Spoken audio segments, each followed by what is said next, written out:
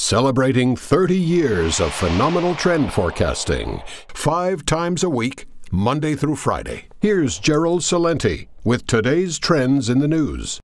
Hi, this is Gerald Celente. It's Thursday, January 26, 2017, and here are some of today's trends in the news. Well, yesterday that Dow, boop, over 20,000. So today, over there in Asia, everything was up. Over there in Europe, beep, FTSE and CAC down a little bit, DAX up. Here in the States, boop, Dow back up, NASDAQ down a little bit, oil, boop, up a little bit, gold is down. So what's going on? U.S. equities closed mixed on Thursday after hitting new record highs. 30% of S&P 500 companies, this is the big deal, had reported quarterly earnings as of Thursday morning, with 70% exceeding analysts' expectations. Quote, "We have reached the heart of the Q4 earnings seasons. The deluge of releases from the next 2 weeks will confirm whether the final 3 months of 2016 marked a disappointment for companies on a relative basis," said Jeremy Klein, chief market strategist of FBN Securities. But when we look at other data beyond earnings,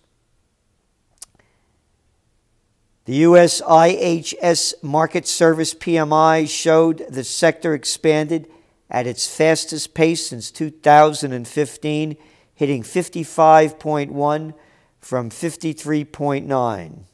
Anecdotal evidence suggested that stronger domestic demand and improving business confidence has led to a robust rise in service sector activity at the start of 2017.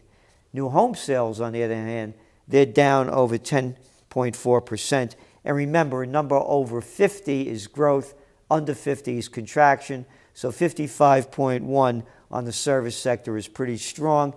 And new home sales, they're a smaller portion of existing home sales. So we will see what will happen as these interest rates continue to rise. And talking about rising, those oil prices again went up a little bit. Oil prices were driven 2% higher by an ongoing rally in U.S. stock market on Thursday, although gains were capped by plentiful supplies and bulging inventories of spite of efforts by producers to cut output. So again, they're talking the market up. The real facts don't weigh. As a matter of fact, here, this is from today's Financial Times. BP, British Petroleum, says long glut will stifle oil prices. Hey, we've been saying this for about a year now.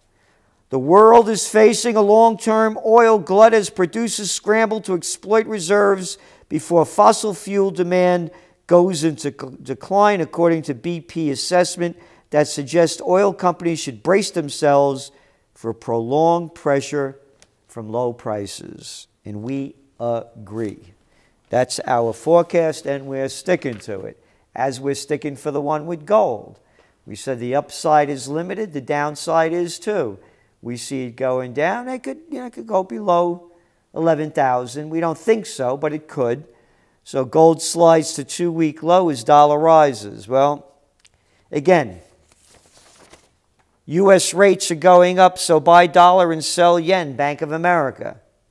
Bank of America Merrill Lynch is tipping 5-year real rates to rise in the United States and says buying the dollar at the expense of the yen is the best trade to make a profit. We believe the dollar is going to go up too. But we also look at gold in a broader sense. It's not only America. Again, you know the deal. We've talked about it over and over, long before anyone else. But here is a big story today from the Wall Street Journal. Emerging markets hustle to sell debt. Countries uneasy over outlook of higher U.S. rates and the fallout of Trump policies. And it goes on in here to say it that The majority of this debt was sold in dollars, widening the investor base by offering more liquid bonds than those sold in local currencies. But dollar-denominated debt poses risks too. Yes, yes, yes. And that's why you read history before it happens right here. It Trends in the News, Trends Journal, Trends Monthly, and Trend Alerts. Emerging markets hustle to sell debt. Yep, goes on and on. The majority of this debt was sold in dollars, widening the investor base by offering more liquid bonds than those sold in local currencies. But dollar-denominated debt poses risks too if the U.S. currency keeps rallying. That makes it more expensive for governments to pay back obligations. Not only more expensive for governments to pay back obligations, all those corporations got to pay back them obligations too. So, going back, yes, gold is going to be weak as the dollar gets stronger, but it's a global scene, and we got big global problems because of all that global debt. Here we go. Resurgent appetite for risk has fragile economic foundation. It's hard to explain this with economic fundamentals. They've improved since Donald Trump's improbable election victory in November, but not by much. And they talk about how weak the economy really is, which is why we were negative with a Clinton victory, but more positive with a Trump victory. They call it an improbable election, but you know we forecast it in the spring edition of 2016 Trends Journal. It's in print. And we forecast it into July as well. So, debt. And of course, the markets are fearful. Free traders fear return of protectionist war. The Smoot-Hawley is on people's lips, shows the depths of concern among many Republicans about the threat of a global economy from Mr. Trump's vow to pursue an America First trade policy. By contrast, some of the loudest applause is coming from Democrats. This is not Smoot-Hawley. This is not the 1930s. They're going to make deals. And it's ironic, the Democrats are finally now behind this. Some of them are. And another big story here, Japan fears trade wars as U.S. rejects Pacific Pact. Again, the Pacific Pact, which Obama called one of the most progressive trade deals in history, was no trade deal at all. It sold us out, our sovereign rights to foreign companies. And you're going to see China picking up the slack on this trade deal and make their own, which will really be a trade deal. Big story here. Make robots great again. The U.S. invented industrial automation, but China has pulled ahead, reclaiming the lead. Can put America back to work. Robotics. China. Your Trends Journal. And Israel moves to decriminalize marijuana use. Big story today out of Israel. So we have robots, marijuana, and your Trends Monthly. Your Trends Monthly. Here it is. Click on and get it. If you haven't gotten the email, you should have, but click on right on the page over here, and you can access it. Legal pot is 1930s deja vu. Yep, and we go to robots. Rent the robot business. Is it ready to take off? Story after story. Curing antibiotic resistance. Subprime auto loans in danger. Here's what you need to know. Fourth Estate is on the ropes. Can it be saved? One trend story after another. More bang for your buck. Yeah, as the New York Times, the Toilet Paper Record, and all these other newspapers, the Wall Street Journal, they keep raising the price and giving you less. We have not changed the price of the Trends Journal since 1991. And we give you a lot more. It used to be an 8-page newsletter. Now it's in the 50 pages. And we didn't have a trend alert. We didn't have Trends monthlies. We didn't have Trends in the news. Same price, much, much more, and history before it happens.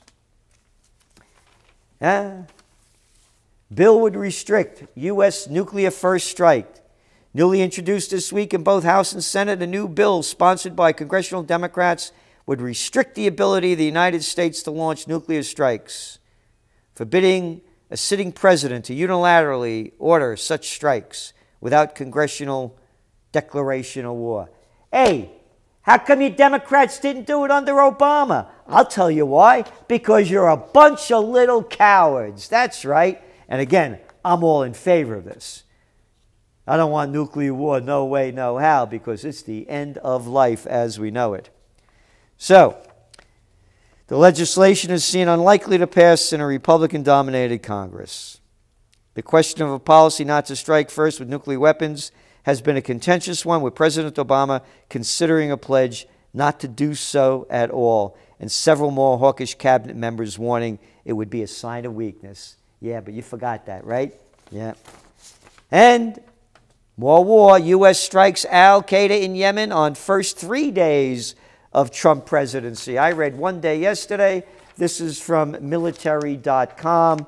More war, not a lot changing, but some things are. Iran, Russia, and Turkey agreed to enforce ceasefire with few details, says the toilet paper record, in Syria. Yep. Remember, Obama said Russia was going to be bogged down over there. We spent over $1 billion. What happened to them moderate rebels? Yeah, al-Qaeda's wiping them out. Latest word. And so rather than pumping up peace, they make it sound insignificant. UK Foreign Secretary Boris Johnson said Britain has changed its stance and now believes Syrian President Bashar al-Assad could potentially be allowed to run for president if there was a peaceful settlement to the conflict. Quote, "It is our view that Bashar al-Assad should go. It's been our long-standing position." Hey, look at this little jerk. Look at this little man of nothing. Look at this little cowardly little freak. It's our position. Hey, little boy, go over there and fight. Stop shooting off your stupid little mouth, and you prostitutes should call these little clowns out. But I forgot, you're prostitutes. You get paid to put out. You get paid to put out crap from a little clown of a man like this. Yeah, let me keep reading.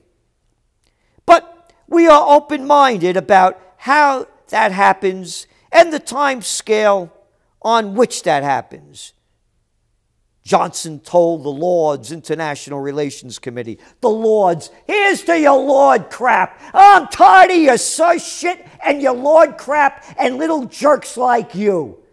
England, mind your own damn business. You shouldn't be in Syria. I know the sun never rises on the British Empire.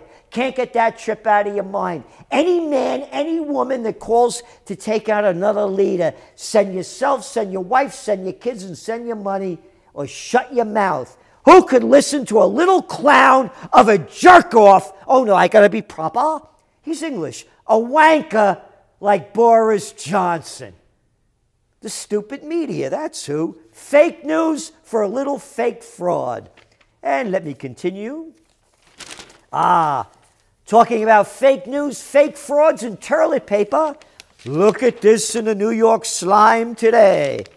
An inside look at the war on ISIS in Iraq. Oh, they make it look nice. A war on ISIS in Iraq. But when it's a war on ISIS in Aleppo, and this is Mosul, then it's different pictures. Look at the difference of the propaganda. Look how they make this. Oh, they got a troop over there. They're fighting ISIS on this picture. But they got dying little kids when it's Aleppo. They don't mention ISIS because they're frauds and they're destroying humanity. They're starting wars and sow hate. And that's why you should subscribe to the Trends Journal and tell your friends too. It's history before it happens and the truth in trends. Libya's renegade general risks rekindling civil war. Civil War? Who started the war? Why don't you guys write about that? Oh, and all you women's that were marching, you forgot about that one too. Hillary Clinton, that's right, Samantha Rice. Susan Power. If only women's were in charge. And Barack B.S. Obama. Another piece of crap news.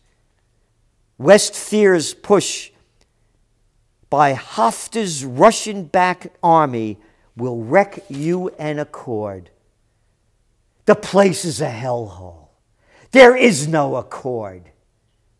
There's only murder caused by the United States of America, and they should bring up all the people that I mentioned, along with the Bushes, the Cheneys, the Rumsfelds, and the little Colin Powell that crap feeds through the colon on war crimes for the hate, destruction, and murder of innocent people around the world. But it won't happen. No, because it's all a bad show. Morality is gone. This is Gerald Celente, and that's some of today's trends in the news.